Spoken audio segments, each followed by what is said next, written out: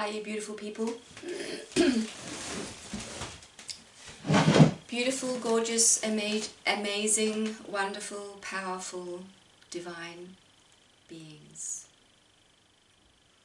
So here I am in another spot, and it's the next day, and I'm feeling better, so that's wonderful.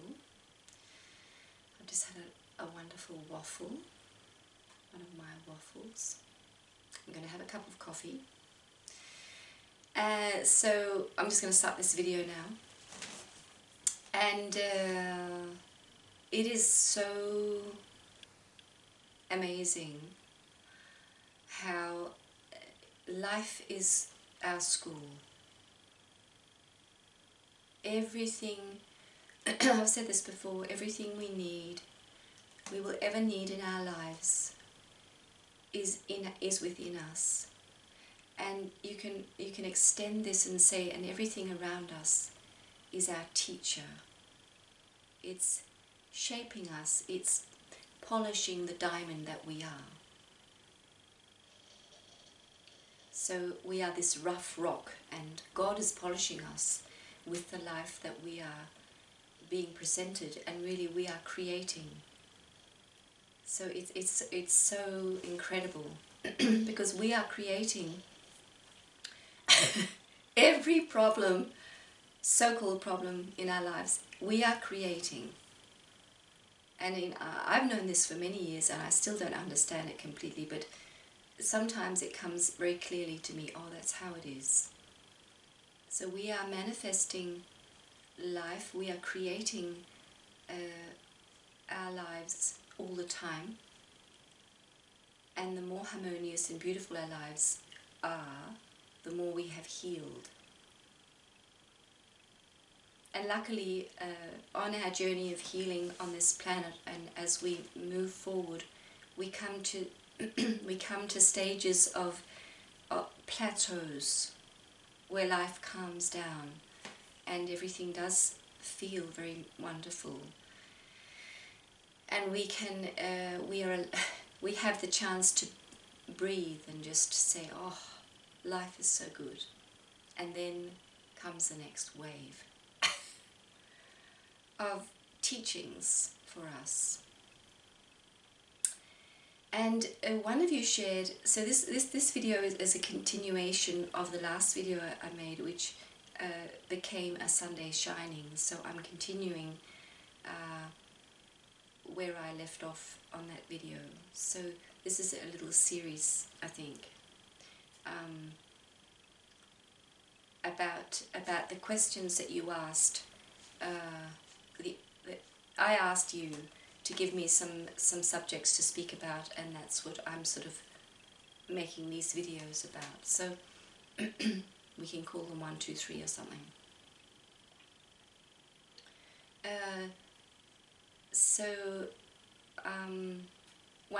One of you shared with us a Gigi or Gigi Loving. I don't know how to pronounce it. Gigi Loving. Thank you so much for sharing how you left your life and you started afresh. And it's very inspiring to hear people do that, just get up and go. And sometimes that's what we have to do. But I will say, I feel in most cases that's not what we were supposed to do. But it's so important that we, each and every one of us, ask within what's right for me. So I'll just go and get my coffee.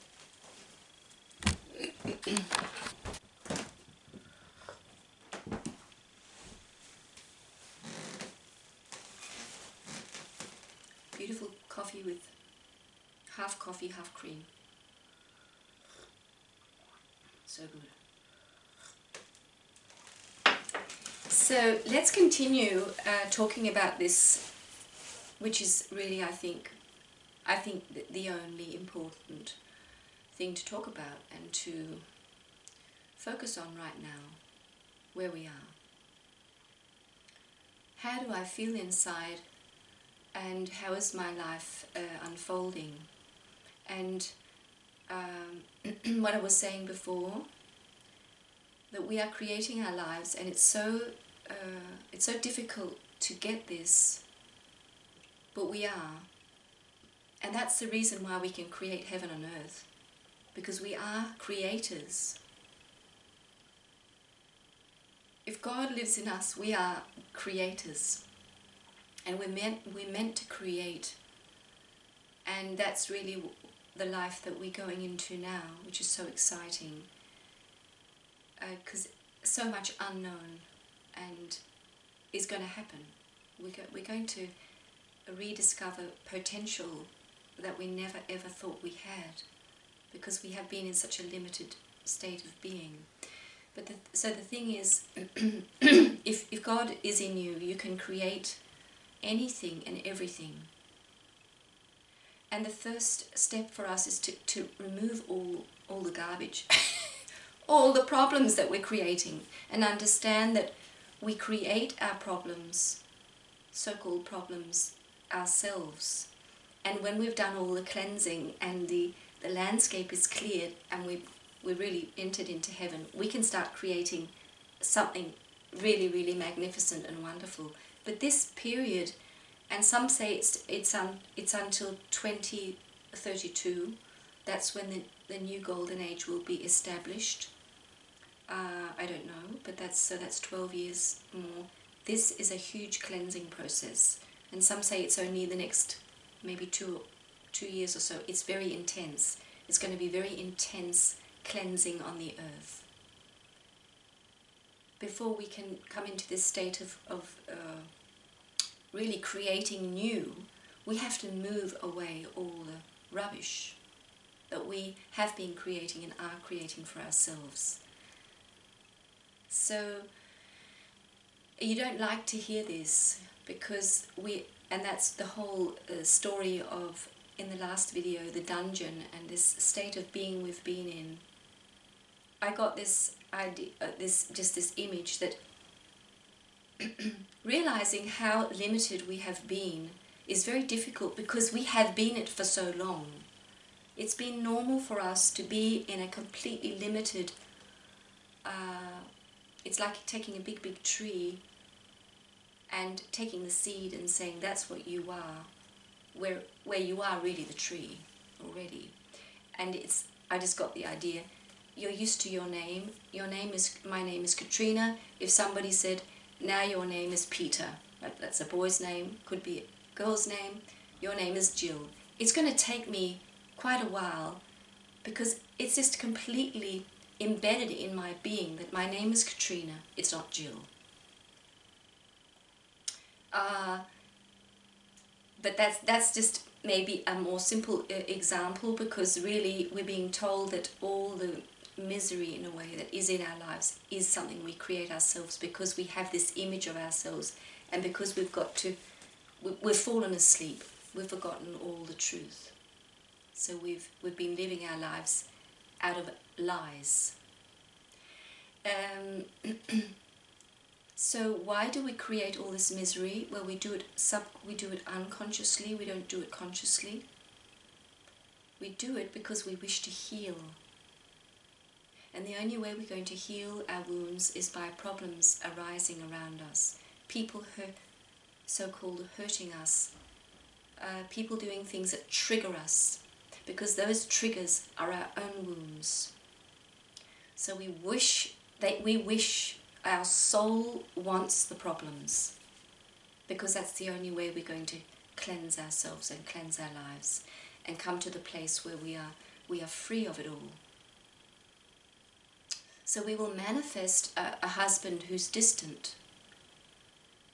I know from myself, I can say I've shared so much personally, and I've said this before, that when my husband is distant, and I don't expect him to, we are not together very much because we live very separately, so when we are together it's very important for me that he's very present. Otherwise I feel, I get very hurt, and it's quite extreme really, because he's definitely not doing it to harm me or anything.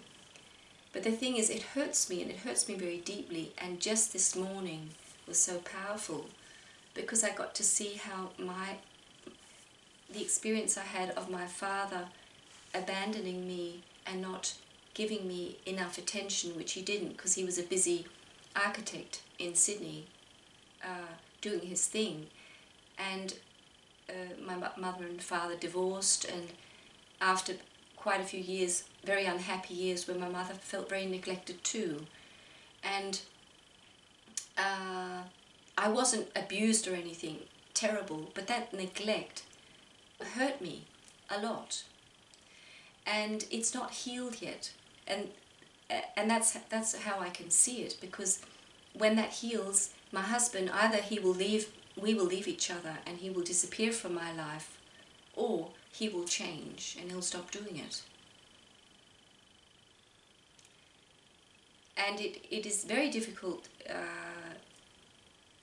It's very difficult to keep going back to our own pain, because we can see the pain in others. But really, as long as anything's triggering you, there's more healing to do. And there really will be. I don't know how what the future looks like when we're completely awakened, but there will be more growth for sure. But maybe the healing of the hurt is really only now, and it will disappear. All the hurt is going to go away. Yeah, that's probably what's going to happen. So as soon as I sat down and I used my EFT, I also use the emotion code. There's so many different ways you can do this. But just focus in on how I felt neglected as a child and how this hurt me, and it made me. What did I feel? I felt very sad, but I think I felt much more angry. I felt a lot of anger. And that's what my husband triggers in me when he does that. And it's no use me telling him to stop it, because so I just choose to go away and I just tell him how I feel. And I really feel it's the way we have to go. We have to be present together. If we are to live in couples, we have to learn to become present, grown-up, present beings. There's no way around this. So I say it clearly to him. It's painful for me, and it's uncomfortable, and I feel unloved. I feel like I'm filling up some space. But there's no I don't want the full attention, but I just want a good connection. And so he knows it's very important to me. But the true change is not going to come till I heal my hurt. And it's so wonderful when we get this, and we get these different tools we can use to take it all back to ourselves and stop the blaming. Because on a deep level, my father hurt me that way because that's what I needed. That was the growth I wanted in this life. And in my case, it's very mild, because it's just neglect. It's just a father that's not really there. My mother was very unhappy. She was not really there either, but she was there more. A father who is more busy doing other things is really saying, you're not important. I'm doing things that are important, and you're not important. And it's very hurtful, because of course you're important. You're his daughter. And not because you need to be put up onto a pedestal and have him sitting there clapping all day long. That's not it. It's just being present and being nurturing and being a father. And a child that comes to the earth knows this. We know that a father and a mother are here to love you. And usually they don't, in a healthy way. And so my situation is so mild, and many people have grown up in extremely difficult situations where there's been enormous abuse, and that's really not lack of attention. That's attention, but it's of course negative attention, and it's very damaging. But some say that the worst thing you can do to a child is ignore it. That the child would rather be hit than ignored. So I don't want to compare these. It's just to say that I know that people have been, as children, deeply hurt and damaged, And the thing is, we get to realize that everything can be healed. And as my husband said the other day, because he's done a lot of family, it's called family constellation therapy, I think it's called. He's done a lot of things, and he says, when we talk about our daughters who have a lot of anger towards us, he says, well, he's seen many people who forgive. And he said, when a 40-year-old woman can forgive her father for raping her, anyone can forgive anything. Because that's just so horrific. So anything, we can forgive anything. And we know that the mighty people on this earth who are very enlightened people have come to show us that the worst treatment, whatever they've been through, they could forgive. And it's only then that healing happens. So, but when we come to this place in our lives that we realize that it is nobody's fault, no matter what people have done to us, we have to take our attention off them and onto ourselves, and we have to stop the blaming. It is such a relief, because you are taking your power back. And there's a wonderful video, I'll put a link under here, with Eckhart Tolle talking about his anger towards his father, which lasted many years, because his father was a very angry man and very explosive. And it's wonderful. And he says, because this is a video about forgiveness, and he says, when you go deep into your being and you come to this still place that is the spirit, where God resides, that's not what he says, but that's what I say. When you come to this deep, deep, still place within you, where there is only peace and love, there is no hurt, no matter what happened to you, because you don't hurt there. It's only your ego, your more superficial personality that can feel hurt, because your soul, your spirit can never be hurt. It's not possible, because it's whole, it's complete, and it knows that it is God. And God doesn't get hurt. It doesn't. It's only really our ego that gets hurt, or our human personality.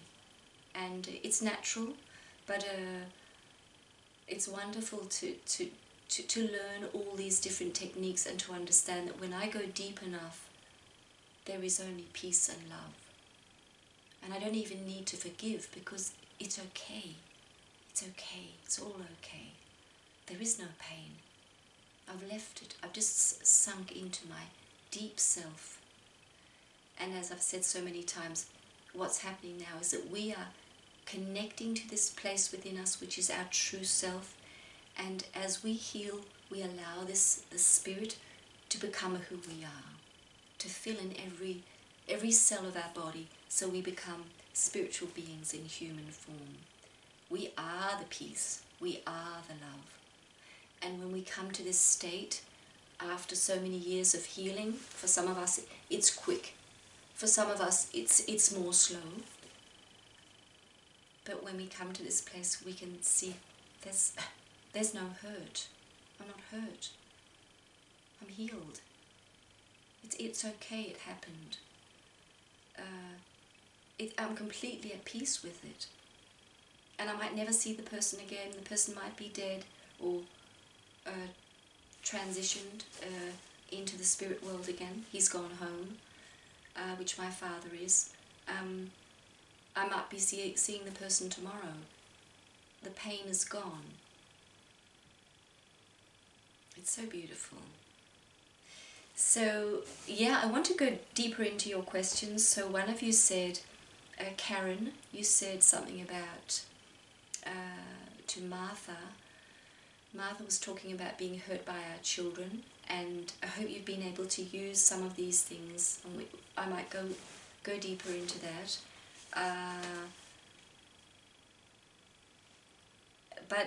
Karen said something like how to be with them and connect with our children when they have hurt us and not judge them. So let's just go into this. I'll just have a sip of my coffee. Beautiful sunny day today.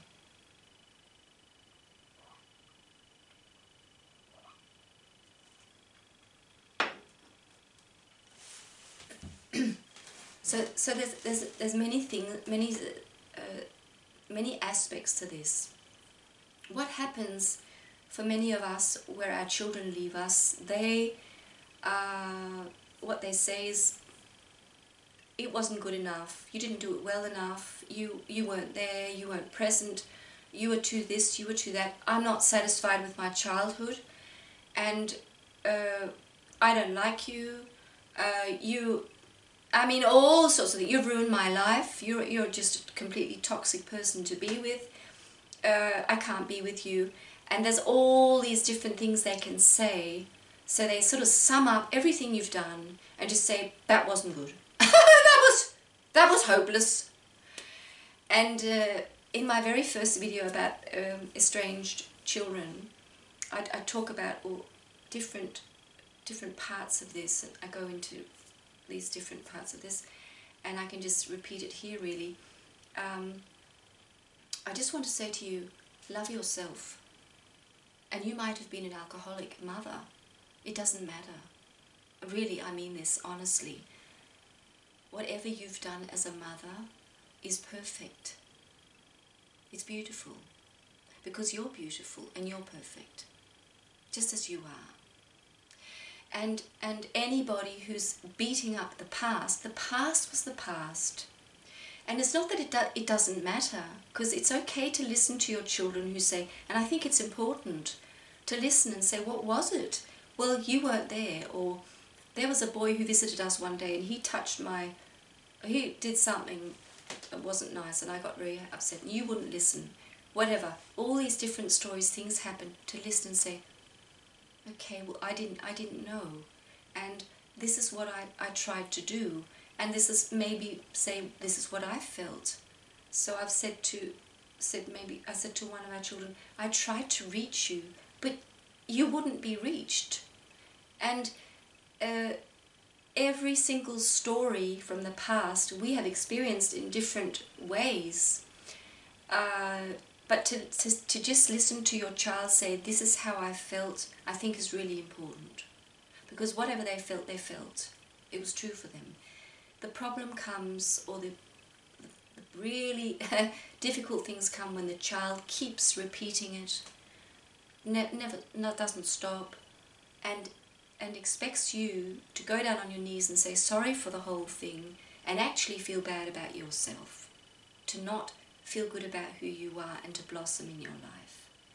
That's when things become destructive and you go into a victim. You are two victims who are beating each other up, really. And that's where it's all unhealthy, and it's not of the light, it's of the darkness. So you're being blamed by your child for not being good enough, and they want you to feel bad. They think that if you feel bad, they're going to feel better, and they do if they're in their ego, which they are. When they're blaming you, they are controlled and driven by their ego. It's their ego that is the driver of who they are. So they're really not themselves. They're the lie. They are the person they think they are, and it's not their true self, because their true self is love. On a deep level, they have complete love for you, and they love you endlessly, and they're so grateful to you. It's only in our ego that we hate people and we attack people. So it's very sad. And what I think the worst thing for me really was not the attack, because I'm so tough. I don't know what, but I know lots of people think I'm an idiot. I'm used to it, and I don't really mind it, because I think I don't know, it fires me up in a way, and it's so that's the way life is. Not all people think you're great. That's normal. And it's just getting to terms with life, I think, to be realistic. Not all people like you. That's obvious. But that doesn't mean you should stop shining your light and blossoming. Just keep blossoming. And of course there's people who don't like your blossoms. I don't like all flowers. But that doesn't make that flower that I don't like very much bad. It's just it just doesn't resonate with me. So it all really, the problems all come down to loving. As Louise Hay says, every problem we will ever encounter is lack of love for ourselves. So what the child is doing on an energetic level is really, as I've said before, helping you to realize that you don't love yourself enough, because she's you. She's your own lack of self-love, beating you up.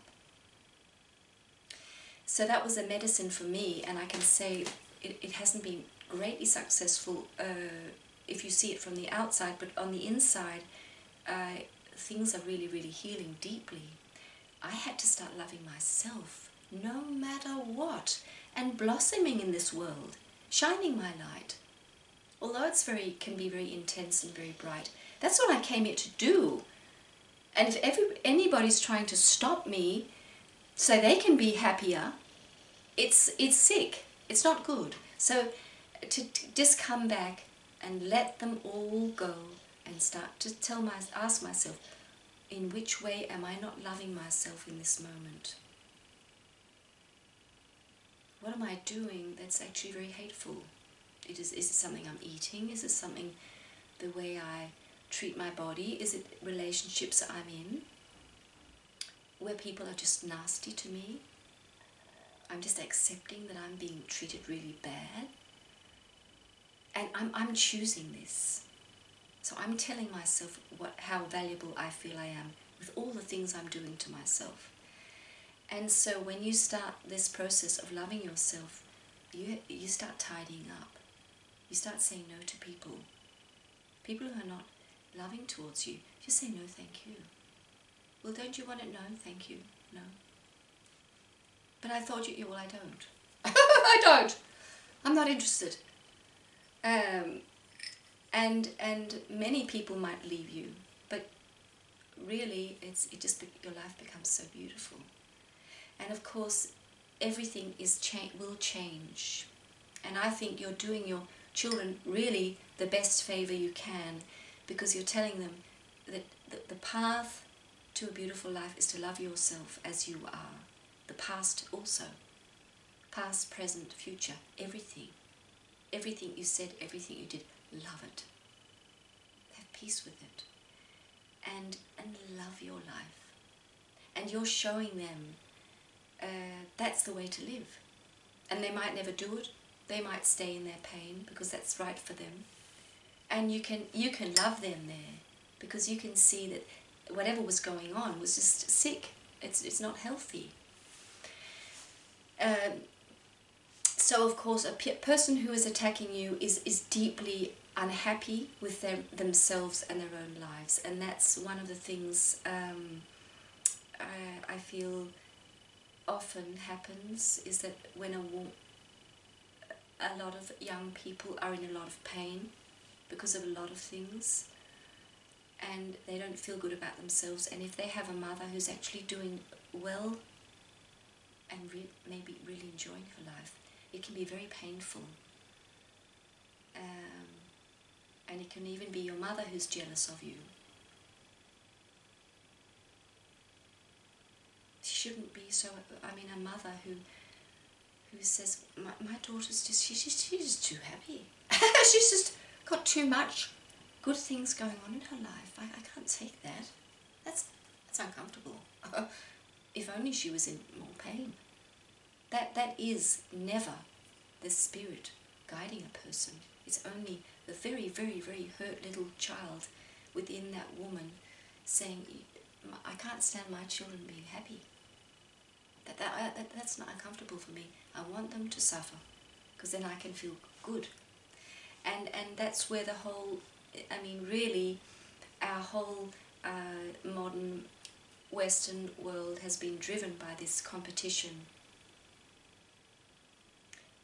and that was a dungeon state where we got to believe that there's only a certain amount of joy, and if somebody's too joyful, they're taking the joy from the other people. It's wrong, it's a lie, it's the darkness, it's the devil. It's never been true, and it isn't true, because there is an abundance of joy for everyone. It's non-stoppable. The supply of love and joy and peace and wisdom and beauty, it's unstoppable, because God, that is what God is. And as I mentioned in the last video, the Jantelov, the law where in Denmark, this sort of homemade law thing that is very, very deeply embedded in the Danish people, don't believe that you are anything special, because you're not. That's the whole thing. That is built on that idea that if you shine too bright, you're taking the other people's light away. And that's what one of the reactions I got, which was I got many positive many years ago, and when we had our 3 little girls, many years ago, 26 years ago, I wrote my first book about being a housewife and being at home with my children, which was very unusual, is still very unusual in Denmark, and just about how to enjoy life in a simple way on the land and all this. And some people got very, very disturbed by it and very uptight. One thing was I wanted to be a housewife, which they thought was very horrible, because here they want everybody to be equal and all women to work and all men to work, and looking after children is just some romantic, stupid idea. I mean, they put them into the institutions where they, all this.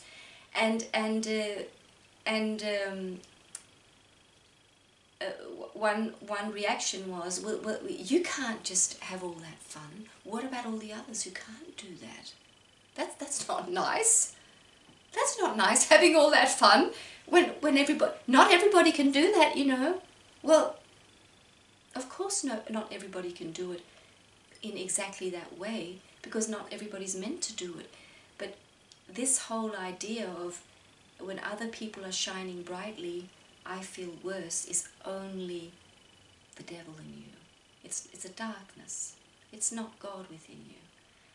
God is saying, look at them shining and love them. And know that you are shining too, but stop pulling them down. And that's what children, some of our children are doing. They can't stand us being so happy about our lives. And so they wish to pull us down so they can feel better. And it's just hopeless. It's never going to work. So the whole thing of judging your children, which Karen, you mentioned, I think it's very important to set your boundaries. And if your child comes home and is unkind to you, which I've experienced many, many times, I think it's important to say something. And I'll just try and see if I can mention this in a way that's not too... In our family, there's been this sort of deeply ingrained belief system that mothers are bad. Mothers control, mothers hurt, mothers are bad, and you're supposed to really just hate them a little bit all the time. And that's sort of from our family. It's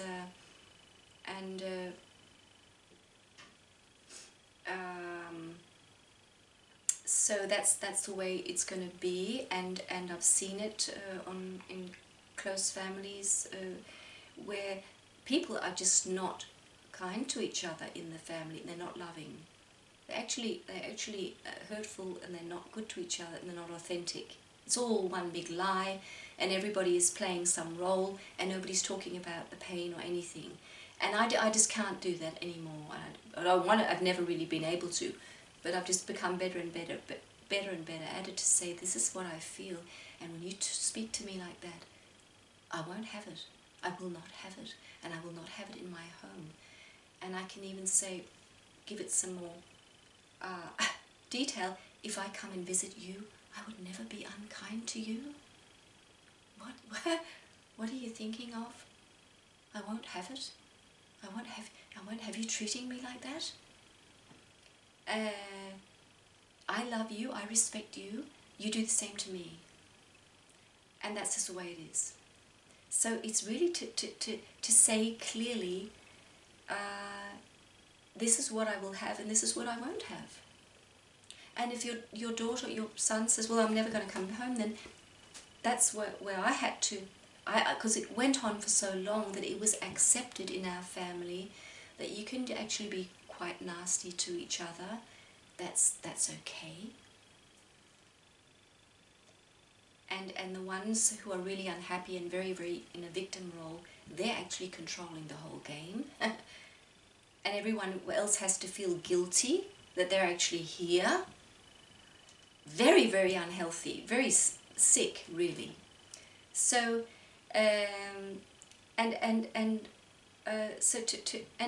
when your child has something to say, to let them say it.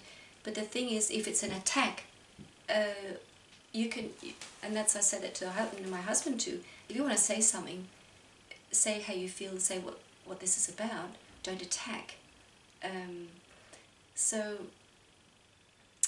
Just be very clear, very, very clear. This is how I feel, this is how I am. If you don't like it, go away. So we come to the whole thing of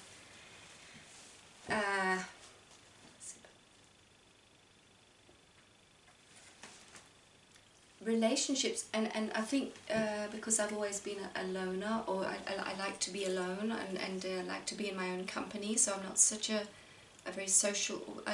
I love to meet people, actually. I love to have fun with people, and yeah. So I'm not real normal, but when you get very clear with very close people, you have to accept that they might say, I won't see you then, and let them go, and maybe years will pass to have that courage.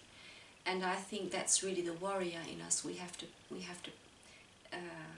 let come out, let the warrior come out and say it's okay, because the relationship where you are holding each other down, when you see, the thing is, when you allow your children to be nasty to you, it's not love. You're not loving them. You're actually holding them down. You're accepting that they are people who are unkind.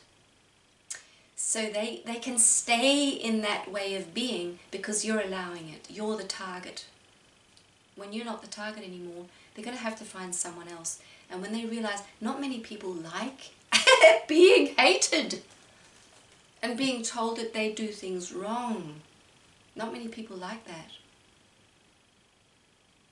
So, and that's the way that I feel that's the way to go. Because it's what do you call it? It's like a buying thing, or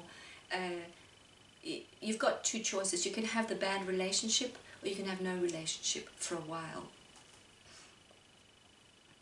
And it's better to have, as I see it, no relationship, than to hold on to something that's destructive, where everybody really is the loser. So, I mean, I've been in. You see all these things going on in families where people are just non-respectful or loving to each other, and not clear, not authentic. Everybody's playing a role, and sometimes it's the mother who's the domineering, and it has been in our family. Me, who's the domineering one, and it's an art to be. We have different personality traits, and we who are very domineering have to learn to quieten down, and that's what has been my process. But just little examples of a family where a mother was very strong, and her 52-year-old daughter, during a family gathering, the 52-year-old daughter says, "Oh, I can peel the potatoes if you like," and the mother says, "Oh no, you don't know how to do that. So I'll do it." You don't know how to do that. You can't do that. You don't know how to do that properly. So, and the daughter leaves the kitchen without saying anything. And another example, a man in his 72-year-old man at a family gathering, saying to his wife, "Well, I can whip the cream for the cake," and she says the same thing. "You don't know how to do that." No, I'll do that. I mean, it's just, and you're just shocked when you see what's going on in these families, and no, people have not got up and said, "That's not okay. I want to whip that cream. Even if it's going to turn into butter, I want to whip the cream." So everybody stand up and say, "This is what I want. This is how I wish to unfold." And as a family, of course, you can't always get your way, because maybe someone else wants to whip the cream. But the whole thing of listening, that we're all these beautiful beings who want to unfold, and for a time we're living in a family, and we have to respect that we're all allowed to be here. And of course the mother and the father have the highest positions, but as the children grow older, and of course when the person who's living in a place has the authority and says, "This is the way we do it in this home."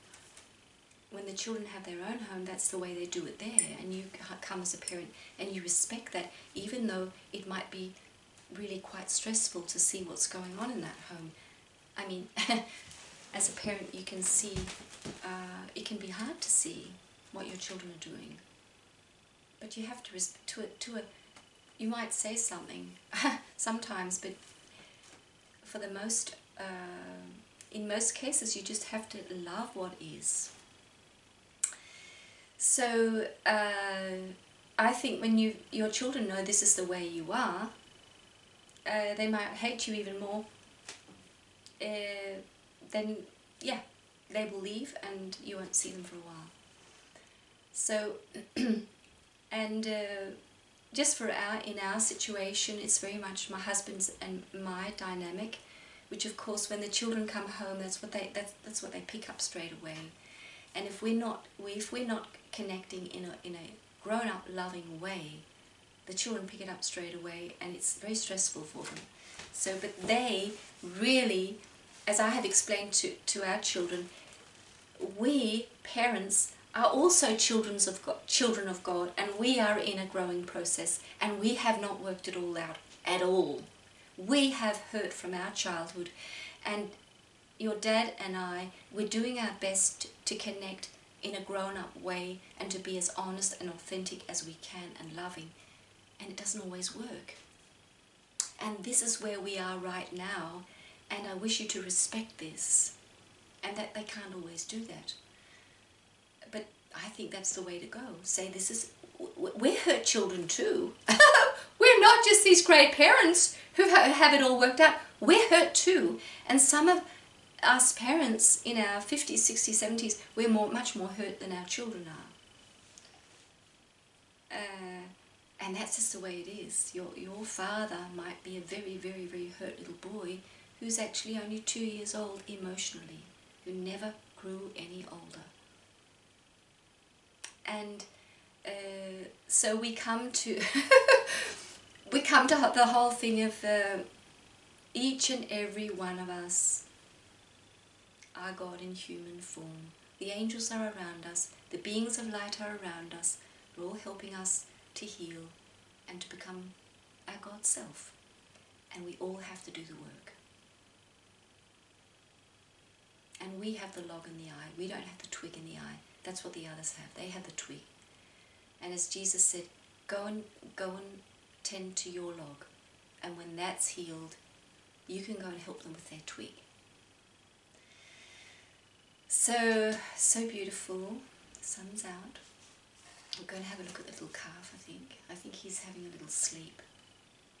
So it was so wonderful, and this might be a Gabriel message, and a Sunday Shiny. It might not, because I want to maybe get them in a bit closer to each other, these films. because it's also because Christmas is near, and Christmas time is a very emotional time, even though you might be spending Christmas in a relaxed place on your own or just doing nothing really. It's an enormous time of cleansing of the hurt, and so it's good to talk about all these things. So yeah, this was wonderful, and I send you all my love, and we're going to have a look at the little calf. Let's go.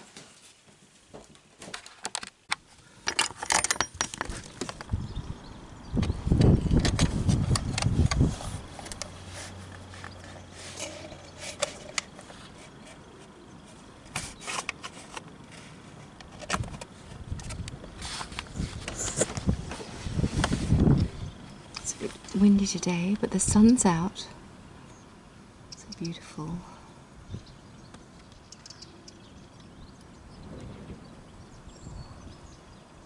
He is.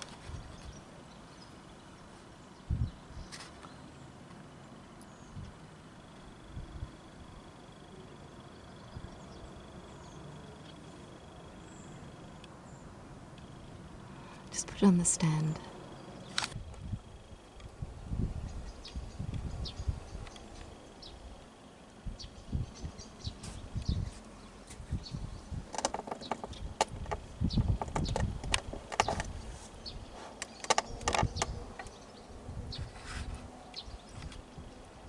There he is.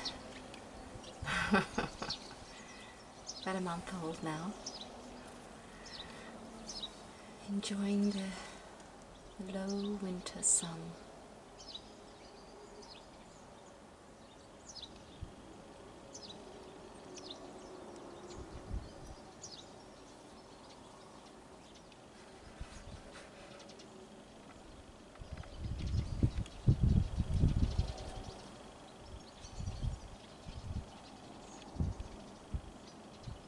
Praise ye Lord. Praise ye Lord.